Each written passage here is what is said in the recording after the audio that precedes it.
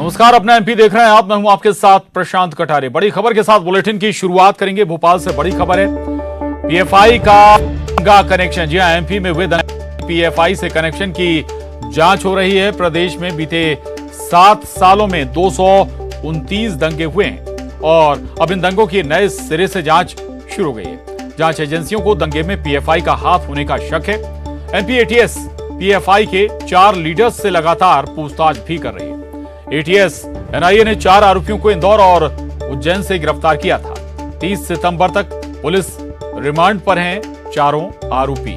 तो ये बड़ी खबर है, महत्वपूर्ण खबर है। दरअसल मध्य प्रदेश में जो अभी तक दंगे हुए, कुल 7 सालों का अगर हम जिक्र करें तो 229 दंगे मध्य प्रदेश में हुए हैं और अब इन दंगों से और पीएफआई से कनेक्शन की भी जांच हो रही है कि कहीं पीएफआई का इन दंगों में हाथ तो नहीं है। दरअसल अब इन दंगों की नए सिरे से जांच शुरू हो गई है। जांच एजेंसियों को दंगे में पीएफआई का हाथ होने का शक है और इसी के आधार पर मध्य प्रदेश एटीएस पीएफआई के 4 लीडर्स से लगातार पूछताछ कर रही है। एटीएस एनआईए ने 4 आरोपियों को इंदौर और उज्जैन से गिरफ्तार किया था।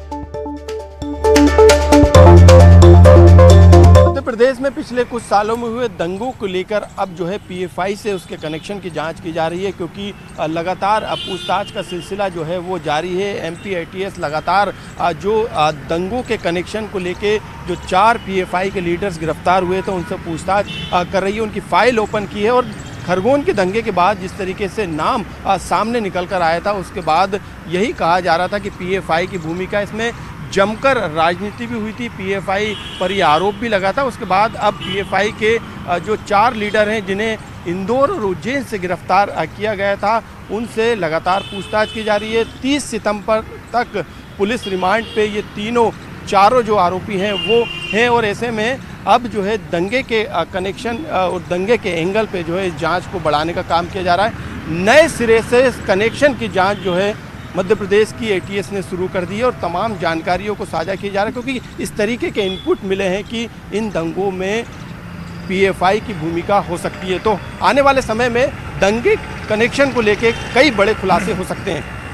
कैमरामैन दीपक के साथ मनोज राठौर, न्यूज़ 18 भोपाल। तो ईडी और एनआईए ने ताबड़तोड़ कार्रवाइयां की थी पीएफआई के अलग अलग ठिकानों पर 15 राज्यों से जुड़े हुए और मध्य प्रदेश भी उन 15 राज्यों में शामिल था। और अब मध्य प्रदेश में दरअसल दंगे हुए हैं जो 7 सालों में, उन दंगों से पीएफआई के कनेक्शन को जोड़ने से जुड़ी फिलहाल जांच आगे बढ़ रही है। मनोज राठौर हमारे साथ जुड़े हैं। मनोज, क्या इनपुट्स मिले थे, क्या क्लू मिला जिसके आधार पर यह जांच शुरू हुई?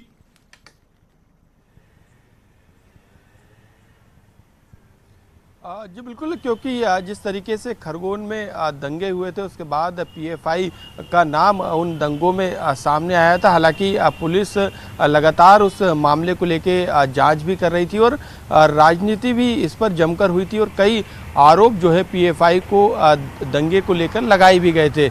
लेकिन क्योंकि अब मामला पीएफआई पर शिकंजा कसने का है, यही कारण है कि लगातार जो पूछताछ की जा रही है पीएफआई के मध्य प्रदेश से पकड़े गए 4 लीडर से, उसमें कहीं ना कहीं उस कनेक्शन को भी खंगाला जा रहा है जो कि मध्य प्रदेश में पिछले 7 साल में जो दंगे हुए हैं। यदि एक रिकॉर्ड की बात करें तो मध्य प्रदेश में पिछले 7 साल में 229 दंगे हुए हैं और इसी दंगे को लेकर किस तरीके का कनेक्शन है, क्या भूमिका रही है, क्या युवाओं को भड़काने का काम किया है या फिर दंगे को लेकर पहले से प्लानिंग की गई या किसी इशू को लेकर उसे आगे बढ़ाने का काम किया गया, ये तमाम तरीके के जो बिंदु है दंगे के कनेक्शन को लेकर उस पर फिलहाल जो है एमपी एटीएस लगातार जांच कर रही है। खरगोन के दंगे को लेकर भी लगातार इन आरोपियों से पूछताछ जो है वो की जा रही है। तो जांच का जो दायरा था वो फिलहाल अब बढ़ता ही जा रहा है, एक नेटवर्क का मामला नहीं है। पिछले दिनों जो घटनाक्रम जो कि देश विरोधी घटनाक्रम थे जो हुए थे,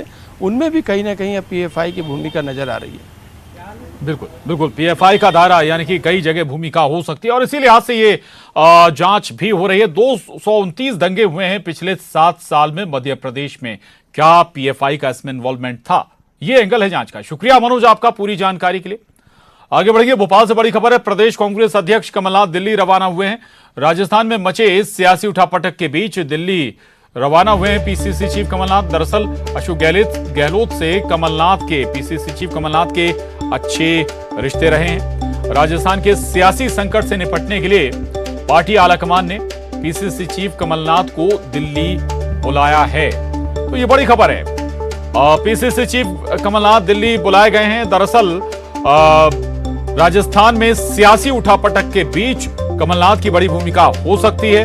दरअसल गहलोत के साथ राजस्थान के मुख्यमंत्री गहलोत के साथ प्रदेश कांग्रेस अध्यक्ष कमलनाथ के बेहतर रिश्ते रहे हमेशा। नया और अब इसमें जो नए सियासी उठापटक हो रही है, इस मद्देनजर कमलनाथ को दिल्ली बुलाया गया है। कमलनाथ जी बहुत अनुभवी नेता हैं। किस दृष्टिकोण से वो दिल्ली गए हैं मुझे नहीं मालूम है, लेकिन वो समाधान निकालने की दृष्टिकोण से सबसे योग्य नेता हैं और उस रास्ते में अगर कुछ उनकी वो भी सेवाएं होंगी तो करेंगे। तो दरअसल अशोक गहलोत अब कांग्रेस के राष्ट्रीय अध्यक्ष बनने की राह पर हैं, लेकिन जो पेच फंस गया है वो राजस्थान को लेकर है। राजस्थान में अशोक गहलोत सचिन पायलट को नहीं आगे बढ़ाना चाहते हैं, जबकि दूसरी ओर आलाकमान का जो साथ है वो सचिन पायलट के साथ है। और ऐसे कई और पेच हैं जिन्हें सुलझाने के लिए अब पीसीसी चीफ कमलनाथ को दिल्ली बुलाया गया है। हमारे साथ अनुराग श्रीवास्तव भोपाल से जुड़े हैं और जानकारी के साथ। अनुराग, कमलनाथ की बड़ी भूमिका कई बार ऐसे मसलों में रही है राष्ट्रीय स्तर पर, जो कई बार मसले रहे हैं, और खासतौर से राजस्थान के मसले में बड़ी भूमिका हो सकती है उस लिहाज से चूंकि बेहतर संबंध अशोक गहलोत से कमलनाथ के हैं। बिल्कुल प्रशांत, देखिए राजस्थान के सियासी संकट को खत्म करने के लिए मल्लिकार्जुन और दूसरे नेताओं को जिम्मेदारी दी गई थी। अजय माकन भी राजस्थान पहुंचे थे, लेकिन अब जिस तरीके से संकट बढ़ गया है और जिस तरीके से गहलोत समर्थकों ने बागी तेवर दिखाए, उसके बाद राजस्थान का सियासी संकट अब कांग्रेस पार्टी से हल होता हुआ मुश्किल नजर आ रहा है। और यही कारण है कि अब कमलनाथ की इस पूरे मामले को लेकर एंट्री हुई है। खुद पार्टी हाईकमान ने कमलनाथ को तत्काल दिल्ली पहुंचने के लिए कहा था और कमलनाथ अचानक दिल्ली पहुंचे। अब तक कांग्रेस पार्टी के अध्यक्ष पद को लेकर कमलनाथ ने दूरी बनाकर रखी थी। उन्होंने कहा था कि मैं मध्य प्रदेश को छोड़कर नहीं जाऊंगा, लेकिन जिस तरीके से राजस्थान के सियासी हालात बने हैं उसके बाद पार्टी हाईकमान ने कमलनाथ को अब इस बात की जिम्मेदारी दी है कि वो राजस्थान के संकट को खत्म करने का काम करें, क्योंकि बताया यह भी जा रहा है कि कमलनाथ के रिश्ते अशोक गहलोत के साथ काफी बेहतर हैं और कमलनाथ की समझाइश के बाद कोई बीच का रास्ता निकाला जा सकता है। तो गहलोत समर्थक किसी चेहरे को राजस्थान की कुर्सी मिलेगी या फिर पायलट वहां के मुख्यमंत्री होंगे, तमाम जो अटकलें लगाई जा रही हैं उसके बीच कमलनाथ की अब एक बड़ी भूमिका होगी कि वो राजस्थान के सियासी माहौल को किस तरीके से खत्म करते हैं, गतिरोध को खत्म करते हैं। बिल्कुल जी प्रशांत। जी बिल्कुल अनुराग, ये जरूर देखना होगा कि क्या भूमिका और क्या सॉल्यूशन कमलनाथ निकाल पाते हैं राजस्थान कांग्रेस का। शुक्रिया अनुराग। मध्य प्रदेश के मुख्यमंत्री शिवराज सिंह चौहान इन दिनों एक्शन मोड में नजर आ रहे हैं। सीएम शिवराज ने मॉर्निंग एक्शन बैठक में कड़ी में आज अनूपपुर जिले के अधिकारियों की क्लास लगाई। जल जीवन मिशन में काम को लेकर मुख्यमंत्री शिवराज सिंह ने नाराजगी जताई और इस काम के लिए एग्जीक्यूटिव इंजीनियर पर नाराज हो गए। उन्होंने इंजीनियर द्वारा गलत तथ्य दिखाने को लेकर नाराजगी भी दिखाई, जिसके बाद सीएम ने बैठक में इंजीनियर को माफी मांगने की बात कही है और इंजीनियर ने बैठक में सभी के सामने अपनी गलती पर माफी मांग ली।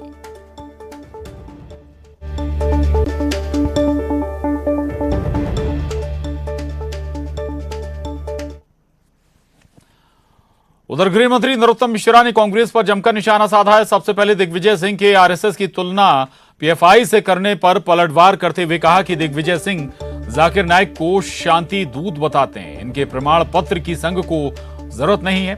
साथ ही कांग्रेस में हो रही टूट फूट पर उन्होंने कहा कि कांग्रेस एक डूबता हुआ जहाज है, जैसे जैसे भारत जोड़ो यात्रा आगे निकलती जाएगी कांग्रेस डूबती जाएगी। और इधर दिग्विजय सिंह के मोहन भागवत पर दिए गए बयान पर भी गृह मंत्री ने अपनी बात रखी, तंज कसते हुए कहा कि जिसने खुद की पार्टी नहीं जिनसे संभल रही वो हमको बता रहे हैं कि हम कहां जाएंगे। वो जाकिर नाइक को जो व्यक्ति शांति दूत बताते हों उनसे और क्या उम्मीद कर सकते हैं। दोनों लोग पदयात्रा पे हैं, एक अमेठी से हारे थे, एक भोपाल से हारे थे।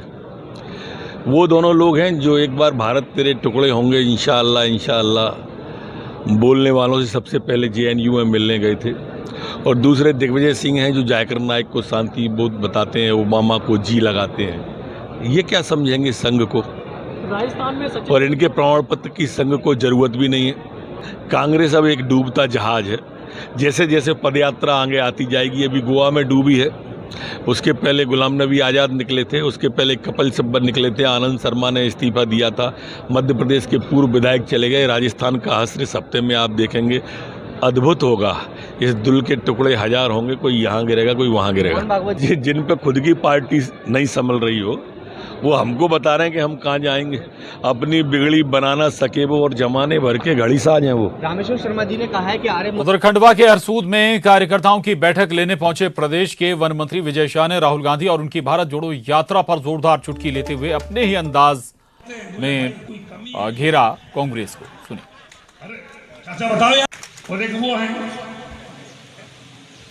एयर कंडीशन गाड़ी में घूम रहे हैं, गाँव आ जाता है तो पैदल चलने लगते हैं। 55-56 साल भगवान ने कितने के हो गए, शादी नहीं हो रही उनकी। अब अगर ये बाबा मेरा बेटा है, ये 28-29 का हो गया, मैंने शादी कर दी है 25 के बाद। कोई घर परिवार में बच्चा बड़ा हो जाए, 25 साल से ऊपर हो जाए और उसकी शादी नहीं होए तो पड़ोसी आ जाते हैं, बोले भाई कोई कमी है क्या?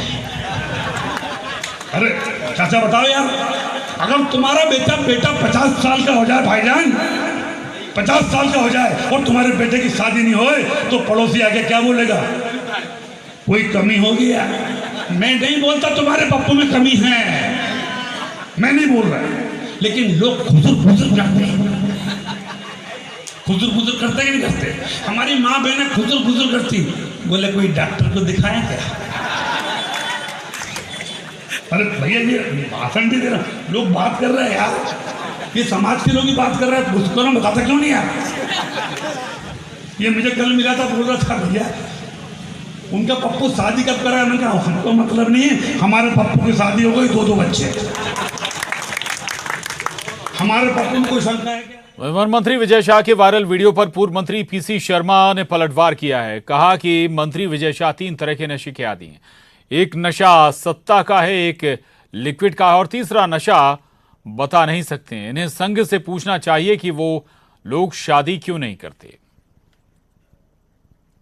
ये इनके 3 नशे हैं इनके, एक सत्ता का नशा, दूसरा वो जो एक कोई लिक्विड है उसका नशा, और तीसरा नशा जिसको बता नहीं सकते वो नशा भी है जो लोग समझ जाएंगे।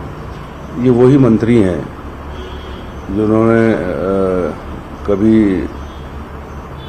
श्रीमती शिवराज सिंह चौहान जी, जिनको सभी जगह भाभी जी के नाम से जाना जाता है, उनके बारे में भी सर कमेंट किया था। तो ये और इनको अपने पद से भी किनारा करना पड़ा था। तो ये भद्दे कमेंट्स करने के मामले में ये पॉपुलर है, और इसीलिए एक बार जब दिग्विजय सिंह जी की सरकार थी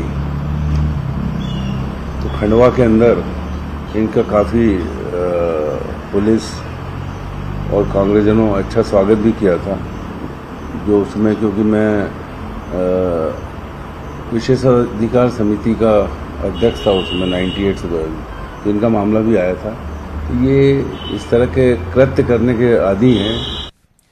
और सीधी से बड़ी खबर है, बाण सागर बांध की यूपी कैनाल टूटी है। पानी के बहाव से MP कैनाल भी टूट गई। चोरहट के टीकट खुर्द गांव में यूपी कैनाल टूट गई है। बघेड़ा गांव में बताया जा रहा है कि MP कैनाल टूटी और गांव में कैनाल का पानी भर गया है। तो ये तस्वीरें देख रहे हैं आप, सीधी से तस्वीरें हैं जहां बाण सागर बांध की यूपी कैनाल टूटने के चलते पानी के बहाव से MP कैनाल भी टूट गई है और चोरहट के टीकट खुर्द गांव में ये हादसा हुआ है। और उसके बाद की ये तस्वीरें देख रहे हैं आप, इसके चलते गांव में पानी भर गया है। तो बाण सागर बांध की जो यूपी कैनाल है उसके टूटने के चलते मध्य प्रदेश की कैनाल भी टूटी। जबलपुर से बड़ी खबर है। दिवाली के पहले फिर उठा पटाखों का मामला। नागरिक उपभोक्ता मंच प्रदेश सरकार को लिखेगा पत्र। दिल्ली सरकार के आदेश के बाद एमपी में भी एनजीटी का आदेश सख्ती से लागू हो। नागरिक उपभोक्ता मंच की याचिका पर 2020 में एनजीटी ने आदेश दिया था।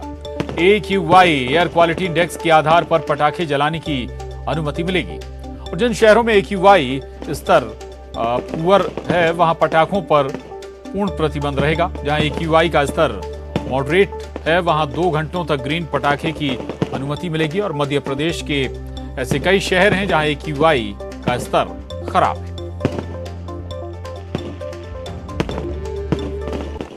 भोपाल से खबर है। भोपाल कलेक्टर ने गरबा आयोजकों को लेकर निर्देश दिए हैं। आपको बता दें कि गरबा में एंट्री करने वाले का पहचान पत्र आवश्यक होगा। नियमों का उल्लंघन करने वालों पर कार्रवाई होगी। तेज आवाज को लेकर भी निर्देश दिए गए हैं भोपाल कलेक्टर के जरिए। आयोजकों को निर्देश दिए गए हैं गरबा आयोजन को लेकर। गरबा में एंट्री करने वाले का पहचान पत्र हाल में आवश्यक होगा और नियमों का उल्लंघन करने वालों पर एक्शन भी लिया जाएगा। मैं स्पष्ट करना चाहूँगा कि इसमें सबसे इम्पोर्टेंट विषय तो ये है कि जो भी आयोजक हैं उनको ये सुनिश्चित करना रहेगा कि अंदर जितने भी लोग आ रहे हैं उनका एंट्री जो है वो रेगुलेटेड रहे और जो भी लोग आ रहे हैं उनकी आइडेंटिटी वो कंफर्म करते चले। ये उनका दायित्व रहेगा जिसको कि उन्हें अक्षरशः निभाना होगा। इसके साथ ही साथ जो स्टैंडर्ड गाइडलाइंस हैं जिसमें कि टाइम लिमिटेशंस हैं और जो साउंड डेसिबल की लिमिटेशंस हैं उनका उन्हें पालन करना रहेगा। क्योंकि इसी दौरान बच्चों के एग्जामिनेशंस वगैरह भी चलेंगे तो कहीं उनकी किसी एक्टिविटी से अन्य किसी रहवासी एरिया में या बच्चों को किसी प्रकार की प्रॉब्लम ना हो। और सीधी से बड़ी खबर, ग्रामीणों ने 7 लोगों के साथ मारपीट की है। सरेआम पिटाई की गई। आवारा मवेशियों को ले जाते हुए ग्रामीणों ने 7 लोगों को पकड़ा था। मारपीट का वीडियो सोशल मीडिया पर वायरल हुआ है। पुलिस मारपीट करने वाले लोगों की तलाश में जुटी है।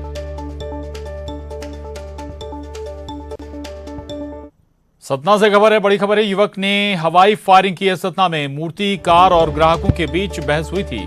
पड़ोस में रहने वाले युवक ने ग्राहकों पर फायरिंग कर दी। आरोपी युवक को पुलिस ने गिरफ्तार कर लिया है। आरोपी के पास से पिस्टल भी बरामद की गई है।